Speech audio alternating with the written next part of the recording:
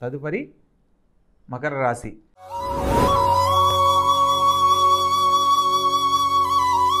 ఈ యొక్క మకర రాశి జాతకులను కనుక పరిశీలించినట్లయితే వాక్స్థానంలో వాక్స్థానాధిపతి అయిన శని సంచారము జరగడము, ప్రత్యేకంగా కుజగ్ర సంచారం కూడా జరుగుతున్న కారణంగా మాట్లాడే సందర్భంలో ఆలోచించి నిర్ణయం తీసుకొని మాట్లాడాలన్న సత్యాన్ని తెలుసుకోవడం చేయాలి.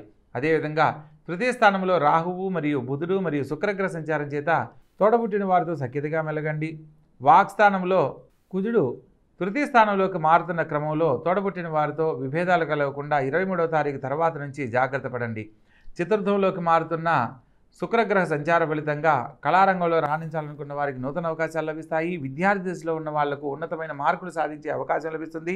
ప్రత్యేకంగా భాగ్యస్థానంలో చంద్రకేతుల సంచారం ప్రకారం ప్రభుత్వ సంబంధమైన ఉద్యోగం కోసం ప్రయత్నం చేసిన వారికి ఉద్యోగానికి సంబంధించిన శుభవార్తలు వింటారు. నూతన కార్యక్రమాల్లో చేపడతారు. వినోద కార్యక్రమాల్లో పాల్గొనడం జరుగుతుంది.